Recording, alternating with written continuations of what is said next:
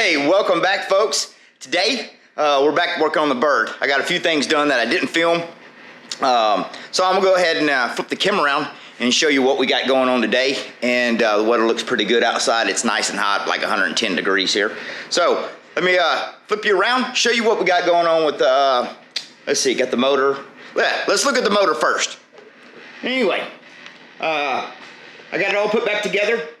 Let's see, run around over here. Got a new gasket on there, new crank seal.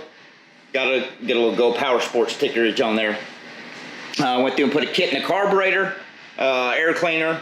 I think I got the throttle linkage because this one had just a different kind of a throttle setup. So I had to put a little spring right down between this lever right here. So I think it's going to jive right. It's like a throttle return spring when I hook the cable up. But anyway, I had to put a little spring right down there to the bottom of the fuel tank bracket. So, and then I got the old style kill switch up here. That I think that's going to jive pretty good. Anyway, let's take a look at this frame. I went ahead and sandblasted it. I didn't film sandblast or anything because I wouldn't have this brand new camera out getting all covered in sandblast dust, because when you sandblast, you get dust everywhere. But I got the front forks blasted. That's the rear fender. Got the frame done. And let's take a look at what we're going to paint this thing. I always have a problem with painting. But today, I picked up this Rust-Oleum. See if we can zoom in on this stuff here. There we go. I think it's jiving. This is a color shifting paint, Rust-Oleum. I purchased this with my own money. Actually, made the wife purchase it. But anyway, it's a color shifting paint. So if you can kind of look at how I don't know how the lighting's going to turn out, but it looks pretty cool. The cap does, depending on how you're looking at it. The sides kind of look black, and it looks kind of a metallic turquoise here, a little purplish. But the cap is not really shiny, so I'm not sure how it's going to lay down, but I think I got something to fix that problem. But it says you're supposed to lay down a black base coat. So we got some different cans here of Rust-Oleum, and it's a gloss black. So we're going to lay down the gloss black first, put a light base coat, then the color shifting color, whatever you want to call it, and then I'm going to see how it looks after that. And if it doesn't have a real high gloss to it, which I can't really tell by the cap, don't know, never sprayed this stuff. If I don't like how shiny it looks, we're going to hit it with their Rust-Oleum gloss clear. So either one way or another, we're going to make it shine. So that's what we're going to go with for paint today. So I got everything pretty much prepped and ready. I got it all wiped down. So that's the game plan for today. So I'm fixing to go get all this stuff hung up in the paint booth. Got the fans and everything and filters hooked up. Got my paint respirator, because you don't want to get your lungs covered with paint. So that's what we're going to do for the paint today. See how much I can get done on that, and then maybe we can jump to getting wheels or something done. But anyway, I'm going to get started on this and see if we can't make it shiny. I'm going to spin you around and show you what the paint turned out. Underneath the fluorescent light here looks a little bit different until we get it out in the sun. But anyway, let's take a gander at it, see what y'all think. Whoa, almost dropped y'all. New camera folks still getting the hang of this thing. But anyway, let's see if I can like zoom in on it and see how it looks.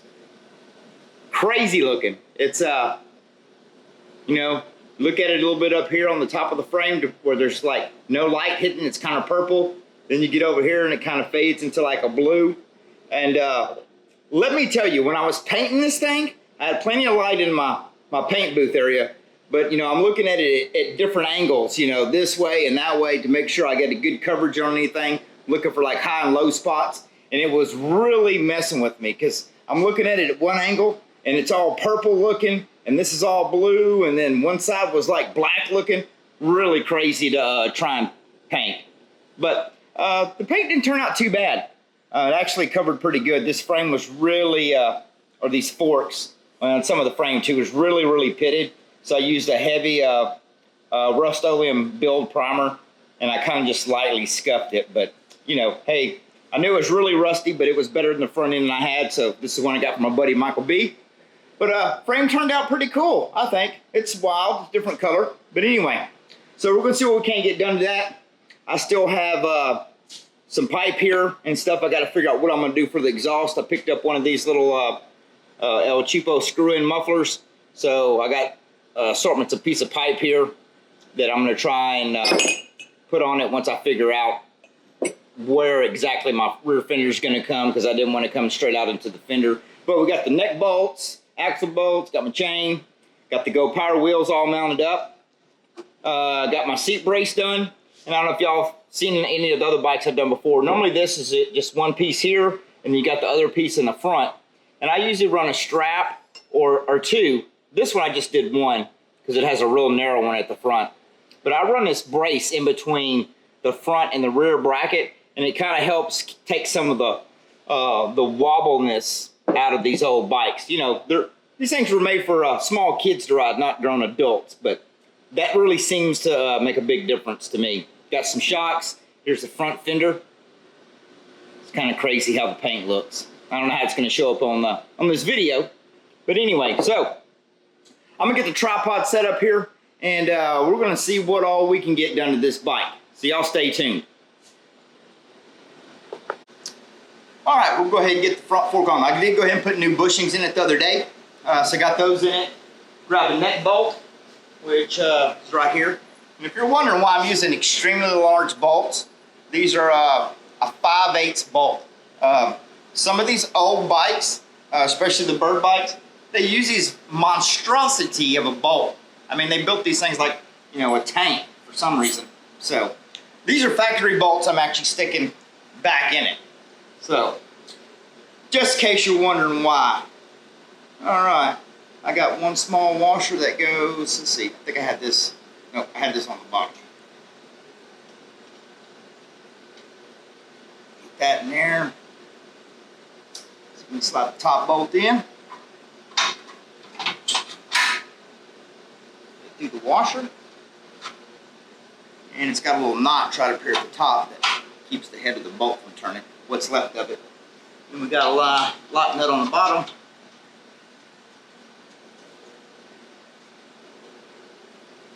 Yeah, these things are huge. It's 15/16.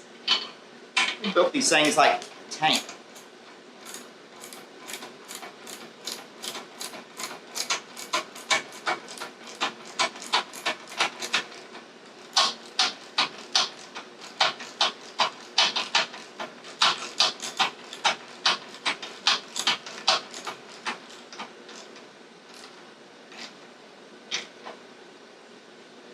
Alright, that looks good. Let's grab the front axle, or front wheel. And let's see, these should be my spacers. This is 3/4. Let me grab another 3/4 wrench right here. And see if we can't scoot this thing back just a little bit where it's right about there. Alright, before we do that, I almost forgot. We need to put brakes on this thing first. That way I don't have to worry about trying to fight this around the tire and wheel. But I actually have one of these. I'm not sure if this is one that was on the bike when I got it or not. I think it was. I'm not for sure. But can't find these rascals anymore. But we'll go ahead and put brakes on this right quick, run a bolt through it. Then I'll get a spring later after we get it all put back together. But I just roll the brake lever down so I can get in here and put a bolt in it.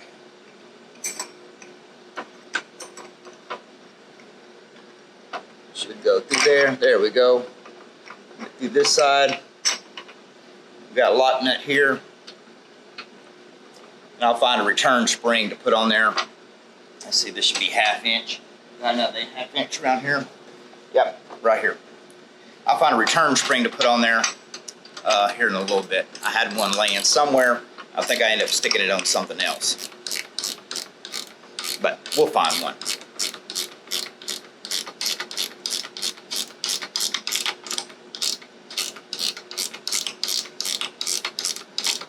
All right, that just needs to be good and snug because it needs to be able to pivot a little bit. We'll tighten it up a little bit more. There we go. We're going to adjust that later, but that'll stay about yay far. All right, I'm going to go ahead and lift that up there, roll the bike forward a little bit, get it back down off that. There we go. All right, let's go ahead and get this rear wheel on. Let's see, move some of that out of the way. All right, got that all mocked up. Don't that look pretty? Did a few extra holes in the back sprocket. All right, this is gonna be the fun part, is getting a wheel spacer here. I'm gonna stick the bolt through the passenger side. That would be the left side. We're gonna call it that way anyway. And I think that was my long spacer. I had one long and one short. Let's say it went on the inside. Let's put the long one on the inside, I do believe. Yes, I think that was right. Roll the brake up here a little bit.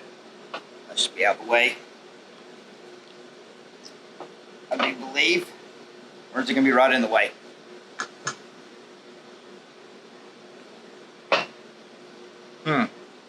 I might be right in the way. All right. Let me get that thing taken back off and get everything moved around. All right. Forgot to turn the camera back on again. But what I was having problems with is my brake deal right down inside of here. That's real close. I've got that fender real close to the brake mechanism. See if we can zoom in. So I was having problems getting my fender was on the opposite side. And once I got everything switched back around, I realized what was going on. But I did go ahead and find the spring. Got the spring on for the brakes, return spring, fender. So got the axle in here. Don't have it tight yet because I left a little bit of clearance in between here when I made my rear axle shims. So if I need to shim the motor any last little bit, then I can go back and tighten this up and put it wherever I want it. But look at that fancy wheel. Nice. Let's see what the sprocket side looks like. Oh yeah. That'll work.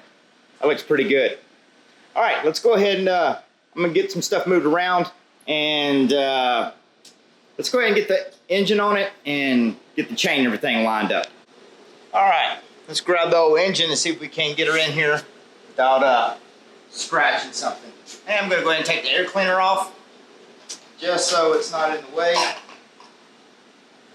We'll sit it to the side. It's a real close fit up in there. All right. Let's see. Alrighty. Probably ought to stick it from the other side where there's no brake. But I think I can get it in here without dropping it or scratching it. Looky there. All right. Throw a few bolts in it so it don't fall.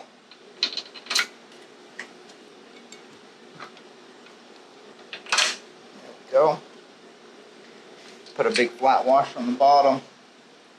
A lock washer and nut. I'll leave all these loose till I figure out where I'm going to move everything. And let's drop another one over here in the front. Washer. And on this engine, like I said, it come off an edger. So the crankshaft on this is really short. Instead of like being like a Honda or a clone Predator, whatever, where the crankshaft was like 2-3 inches long. This one's got a little short stubby one on it. So the clutch that I'm using, which you can run a clutch, either how they call this, I guess you'd call it like inboard and outboard, depending on where you want to put your sprocket, however you want to say that. I always heard people say inboard and outboard.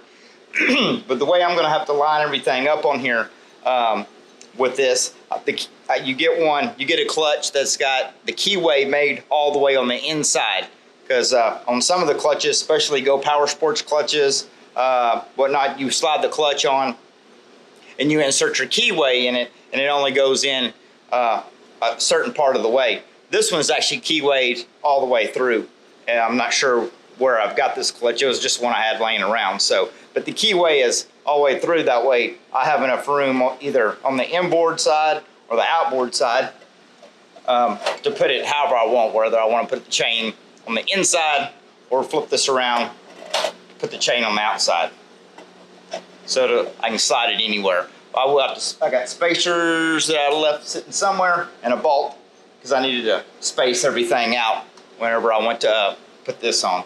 So I'll get the rest of the bolts in, I'm gonna go find my spacers. We'll get the chain on it, but I do need to get the rest of these engine bolts in right quick. So if you're working on one of these bikes or a mini bike and you find an old edger or a weed eater type motor, tiller motor with a short shaft, all you need to do is find you that style clutch with the keyway all the way in it, and you'll be back in business. Let's go ahead and put another nut or two on here. Get this tight or snugged up. All right, let me go find my spacers for my clutch. Oh, spacers for the clutch, and we'll get the chain lined up and get that part done. Okay, while I was looking for my clutch shims to space out the clutch, found something. I didn't know what I was going to do with this right here. Look what I found. I found a strip of, I don't know what it is. It's 3M safety walk. But anyway, so like skateboard grip tape. So I found a piece of that and I was like, oh man, cool. I can put that right on top of the brake pad. So we'll have a little, whatever you want to call it, scuffy brake pad looking thing. Anyway, all right. As you notice, there's no rear fender on that. I had to take the rear fender back off because I guess when I mocked it up, I wasn't quite paying attention. And we have a little chain issue going on with the fender when the fender comes over the top. Got a little chain issue right here. So, did pull the fender off. That's okay. I'll take care of that. We're going to go ahead and keep on going. Get my washers that I misplaced, or shims. Get those on there. We're going to get this clutch on, get the chain on, get it somewhat aligned.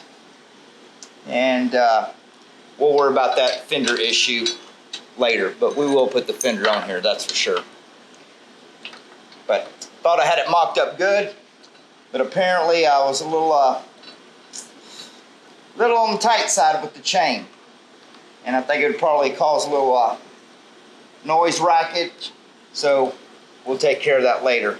All right, get the clip in here for the master link. And on the master link, so we can zoom in on this right here. Your master link, you got the little open end, which is, can you see that right there? You got the little open end. I always put the open end facing the back tire. That way, if say you're going along and your chain's turning and maybe you run over, hit a rock just right or a stick just right, and it can catch the end of this clip, or this clip gets hung into something and knock the clip off. So, like I said, that little clip part right there, the opening, I always put that towards the rear of the bike. So we'll get this on here, grab some needle nose. All right, double check it. All right, that's good. Then we're gonna move this motor forward a little bit, snug up the chain, everything, look at that. All right, cool. All right, we'll get that tightened down and go ahead and get some foot pegs on it. We just got some plain Jane. These are, let's see, they got a part number on them? Yeah, anyway. I'll leave those in the description, but these are from Go Power Sports. They're 7/8. And you get these and you got real short foot pegs like I have on some bikes. I've had to take a razor blade and I count however many little grooves over, so they both are identical when you put them on the bike. I just trim them down, but these I looked and they are going to be they're going to fit just fine. So I'm going to grab a little soapy water, spray them on here, and probably get a rubber mallet, and we're going to put the foot pegs on. And oh, we need to go ahead and get this clutch put in here, or bolt put in here before I forget about it. Let's get that done. I'm going to get it started by hand. I do have a flat washer and a lock washer. Where's the impact? Right here.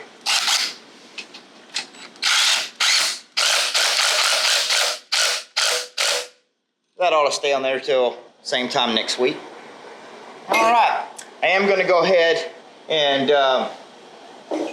mock up my exhaust pipe. I picked up one of these little small screw-in mufflers and add a little piece of pipe, and I had an elbow also. So I'm going to figure out exactly where I want to put the pipe and how long I want it. I want it to kind of come out past the seat and whatnot. So I'm gonna go ahead and mock the fender, set the fender back up here because I need to trim it, But at the same time, I'm gonna figure out how long I need to make the pipe, get that made, and we'll probably come back tomorrow afternoon, and hopefully we can button up the rest of everything. Still got a throttle to put on, got a cool seat to show you.